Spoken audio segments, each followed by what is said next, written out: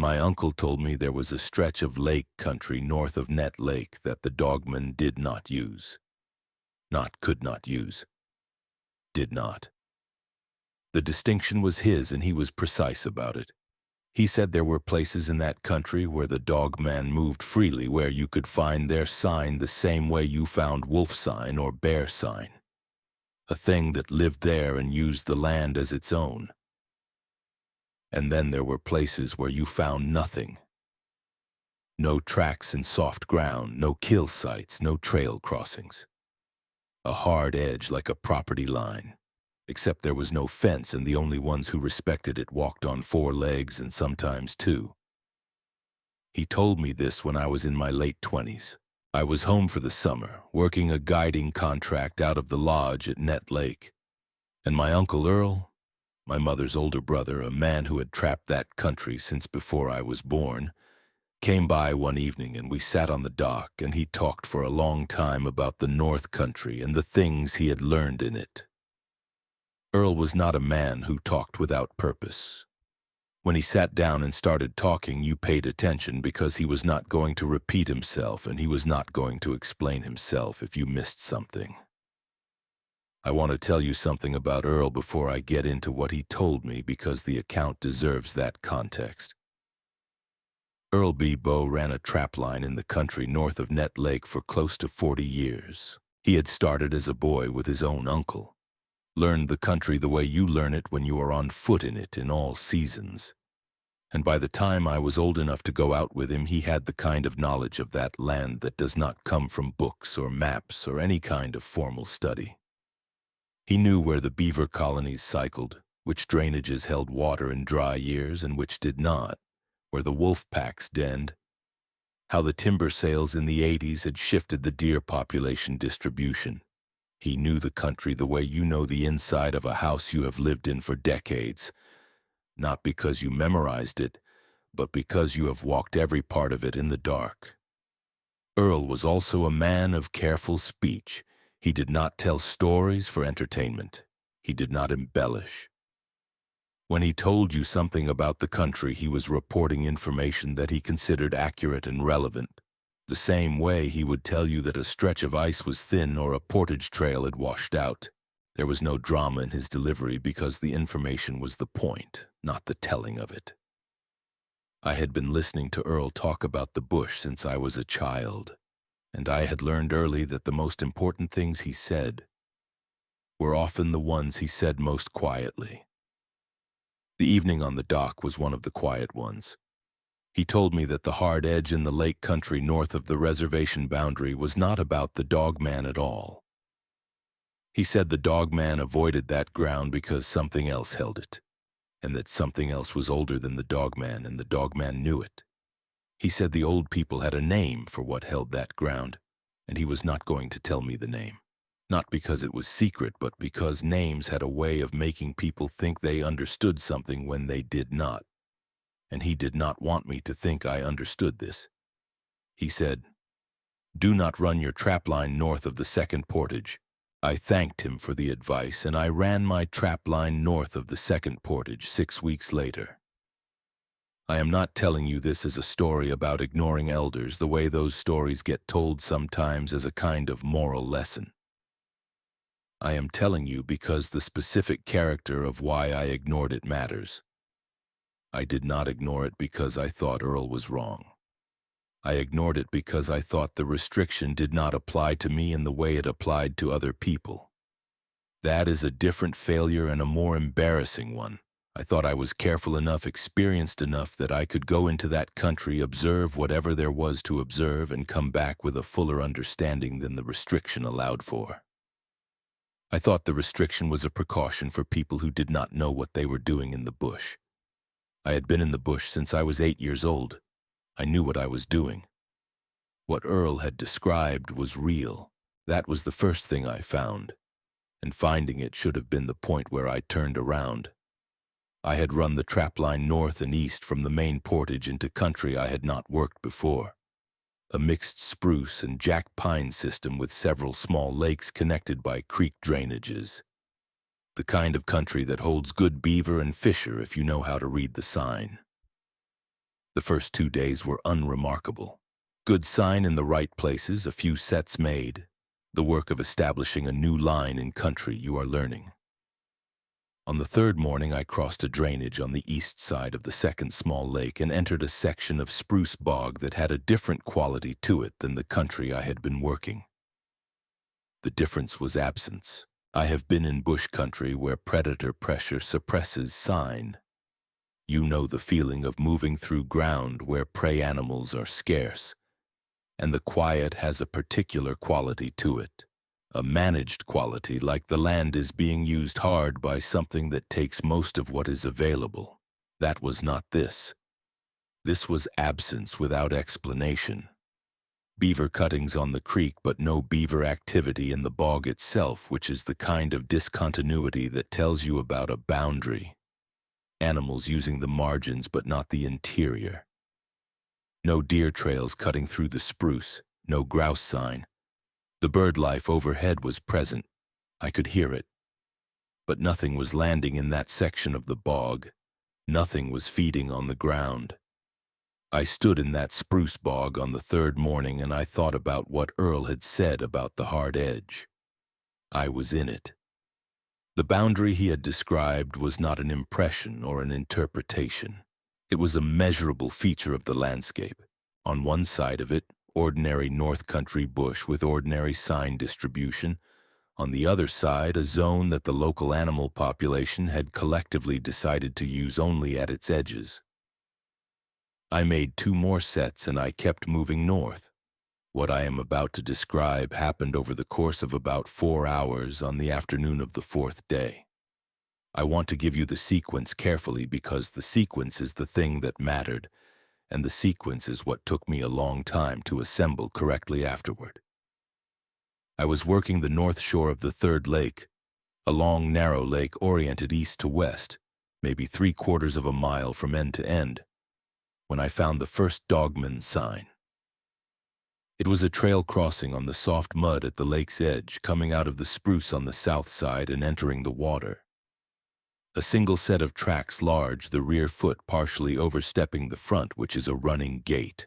Whoever made them had been moving fast and had gone into the lake rather than continuing along the shore. I crouched over those tracks for a long time. The depth and the definition told me they were fresh. Less than a day, maybe less than 12 hours.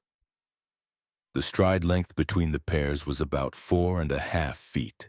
The individual impressions were 11 inches from heel to toe and roughly 5 inches wide at the ball. I have found bear tracks in mud that I initially misread because of the plantar pattern, and I want to be honest that my first thought at that mud flat was that these were bear. My second thought, which arrived about 30 seconds later as I looked at the toe arrangement and the depth distribution across the impression, was that they were not bear. I had never found Dogman sign before that afternoon. I want to be clear about that. I had heard accounts. I had heard Earl's descriptions. I had grown up in a community where the Dogman was known. In the way that things are known when they are part of a place's real history rather than its legend. But I had never found sign myself, and there is a difference between knowing a thing and standing in front of the evidence of it. The tracks went into the lake and did not come out on the near shore. I walked the north shore for about 200 yards in each direction and found no exit point. The lake at that location was deep. I knew from the map that the center depth was over 30 feet, and whatever had gone in had either crossed to the far shore or was still in the water. And the far shore was perhaps 400 yards across. I noted the location in my field book and kept working north. The second sign came about an hour later in a section of black spruce about a 1/4 mile north of the lake. I smelled it before I saw it. A kill site. Something large had gone down in the spruce and the scavengers had been at it, but not long enough to fully disperse the remains. The carcass was a white-tailed doe, and the way she had died was not the way prey animals typically die from predators in that country. There was no evidence of a chase, no disturbance to the ground around the carcass that indicated a struggle of any duration. She had gone down in one place, and the cause of death was a trauma to the skull consistent with a single very heavy strike. I knew that wound pattern. I had seen it described. I had by that point even seen it once before, 3 years earlier on a lease in another part of the state where I had done some guiding. A dead deer that an old trapper had shown me and said only that something had put her there. At the time, I had not known what he meant by that.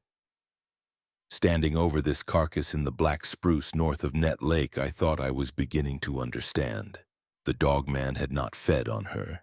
The carcass showed scavenger activity.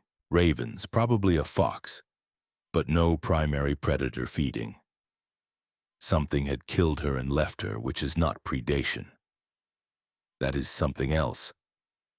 I spent about 20 minutes at that kill site. I measured the trauma wound at the base of the skull, multibuturder, roughly 2 inches in diameter deep, the bone depressed rather than fractured outward, which told me about the force vector of the strike. I measured the distance between the nearest significant ground disturbance and the carcass, trying to understand the chase distance or lack of it, and found essentially nothing. No torn ground, no broken branches at deer height, no blood trail leading in. She had died where she lay or very close to it. The absence of a chase was as diagnostic as the wound itself. I photographed what I could with the small camera I carried for documentation. I noted the compass bearing of the wound relative to her body position, which told me something about the direction the strike had come from. I noted the scavenger activity and estimated its duration. I noted the carcass weight, a mature doe, perhaps 120 pounds, and thought about what had killed her and left her here in this specific section of spruce, inside the zone where other animals did not feed. That was the part I kept returning to. The carcass was inside the absence zone. The ravens and the fox had come in to feed, which meant the scavengers were willing to enter the zone for an available food source. But no primary predator had fed on her before the scavengers arrived, and the kill had been made without a chase, and the kill had been left. Not carried off, not cached, not partially consumed. Left. I have thought since then about whether the kill was a provision or a marker. I do not know the answer. What I know is that it was not a hunting outcome in any sense I have a framework for. I was making notes in my field book when I heard the spruce moving to my west. It was not wind. I want to be very clear about that because it is the kind of distinction that is easy to dismiss, and I am not going to let you dismiss it. There was wind that afternoon. A light northwest wind, maybe 8 miles an hour, steady. I had been feeling it on my left cheek for the better part of an hour. The movement in the spruce to my west was not that wind. It was lower in the canopy, intermittent, and it was moving toward me rather than with the prevailing direction. I stood up from the carcass and faced west. The spruce in that section was dense enough that visibility was limited to about 20 feet. What I could see was a disturbance in the lower branches about 40 feet out, moving north to south in a pattern inconsistent with wind. Not fast. Deliberate, the kind of movement that something makes when it is choosing its path through dense vegetation rather than pushed through it. It stopped. I waited. The northwest wind continued on my left cheek. The disturbance in the spruce had stopped at a point I estimated at about 35 feet from where I stood. Whatever had stopped was behind a dense section of spruce, and I could not see it, but I could hear its breathing. That is not a dramatic statement. Sound carries in dense spruce in a particular way. Sound made low to the ground travels along the needle bed without rising and dispersing, and what I heard was a respiration pattern from behind that spruce screen that was larger and slower than mine. I did not move. I do not know how long we stood like that. Long enough that the light had shifted by the time it ended. The November afternoon light dropping fast in that country, going from white to amber without much in between. I want to tell you what it is like to stand still in dense spruce in November in northern Minnesota while something large is breathing on the other side of a screen of trees 35 feet from you. The cold is a physical fact, -5 or 6 Celsius that afternoon, dry with the wind moving over you from the northwest and finding every gap in your clothing. Your breath fogs. The spruce makes small sounds from the wind. Your own heartbeat becomes audible in a way it is not when you are moving. What you do not do, if you have spent enough time in the bush, is panic. Panic is a response to a situation you have not prepared for, and the bush teaches you to prepare for large animals at close range the same way it teaches you to prepare for thin ice and bad weather. Not because those things are routine, but because routine preparation is what keeps non-routine situations from becoming fatal ones. I had been within 30 feet of black bear before. I had heard wolves at distances where I could hear them breathe. What was on the other side of that spruce screen was larger than a bear and was breathing with the slow, deep rhythm of something that was not frightened and was not in a hurry and had decided to wait. I stood still and I breathed slowly, and I did not take my eyes off the screen of spruce between us. At some point, the breathing on the other side changed.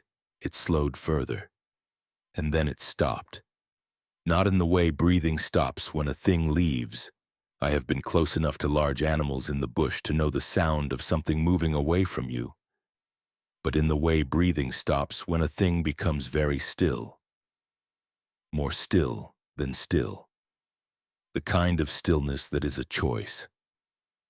Then the sound came from the north. I am not going to pretend I can describe it precisely because I have tried many times and the descriptions I produce are inadequate to the actual sound. It was not loud. It was not a call or a cry or anything in the range of animal vocalizations I have experience with.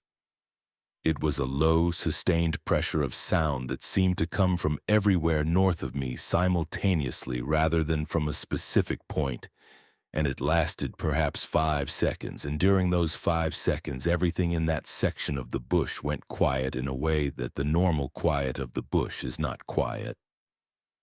The dogman in the spruce to my west left. I heard it go, a rapid, heavy movement through the spruce heading south.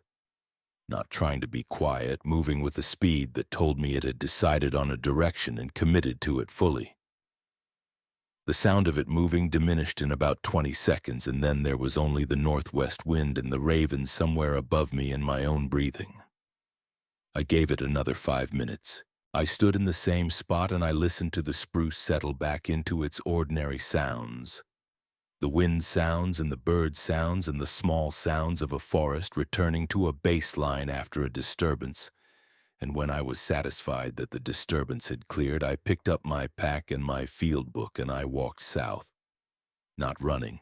Walking because running in dense spruce in November light carries its own risks. You run and you put a boot through the crust of a hidden creek bed or catch a branch across the face and you go down. And then you have a different problem in failing light.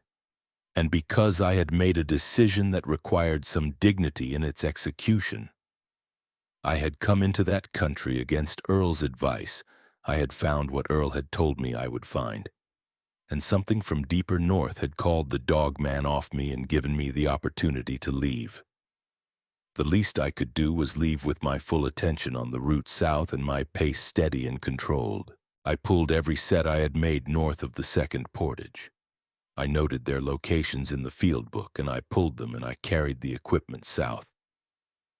The light was gone by the time I reached the main portage and I finished the last half-mile by headlamp.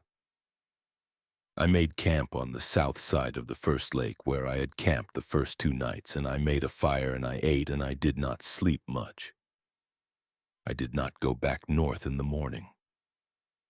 I broke camp and ran the trapline south back toward the reservation boundary, and I did not stop until I was at the truck. I have thought for a long time about what the sound from the north meant and what the dogman's departure in response to it meant.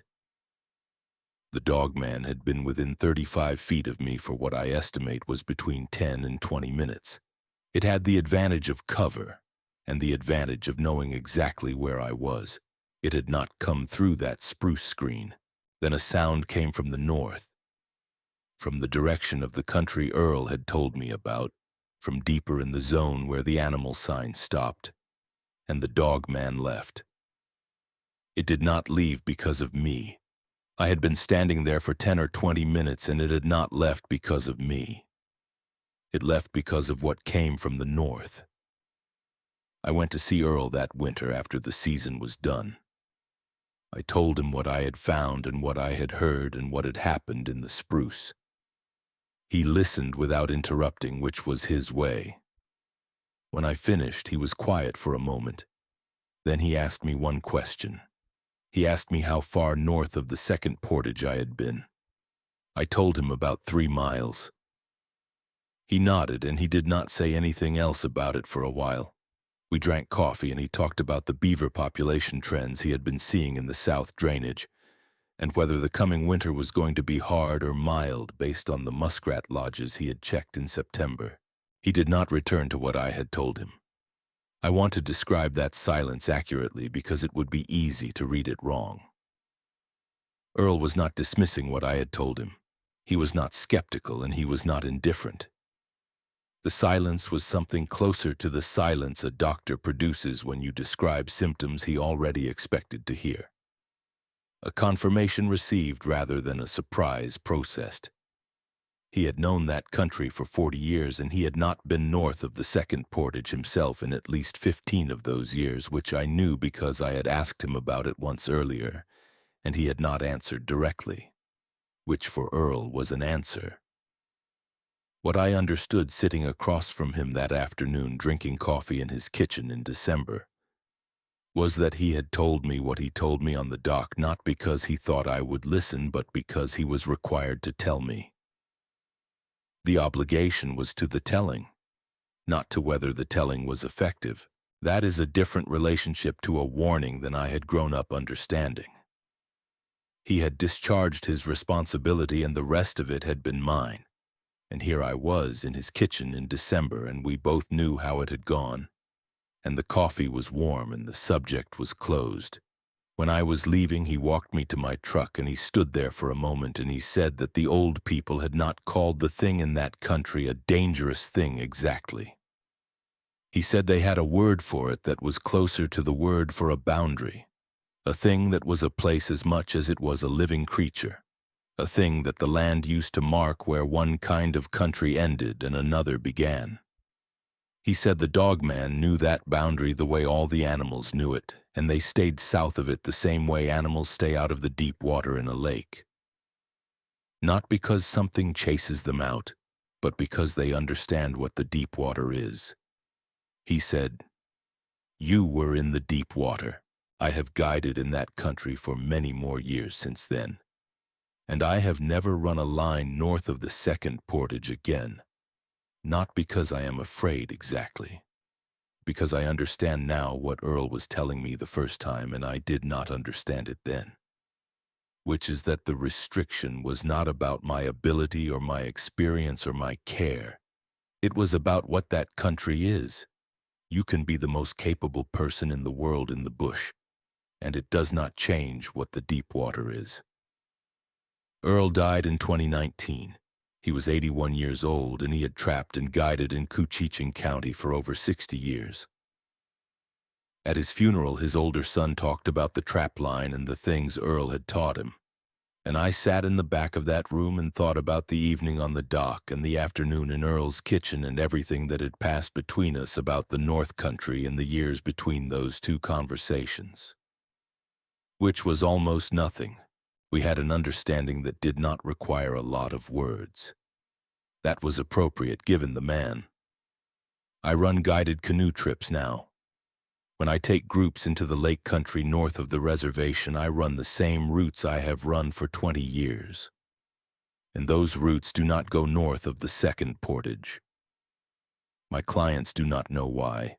What they know is that their guide takes them into country with good fishing and good paddling and the kind of North Country quiet that people come from cities to find. They go home satisfied. The country north of the second portage is there every time. I can see the drainage leading toward the third lake on clear days from an elevated portage about a mile south. I look at it the way you look at deep water from the edge of a dock. The Dogman was in that spruce for 10 or 20 minutes and it did not come through the screen. I believe it would have come through the screen if the sound from the north had not arrived when it did. I believe the sound from the north called it off the same way it had called it south across that lake earlier in the day. A direction, a command, a property line assertion from something that held that country and managed what moved in it. The Dogman is not a small thing. I want to be precise about that. What I heard breathing on the other side of that spruce, what made those tracks in the mud at the lakeshore, is not a small or inconsequential animal. It is large and it is capable, and it uses that country the way a competent predator uses country. Whatever came from the north managed it like a dog. That is what Earl knew and what I know now and what I am telling you, so that you will know it too in case you find yourself in country with a hard edge and you are standing there thinking that your experience and your care are enough to see you through. They are not enough for the deep water. Nothing is enough for the deep water.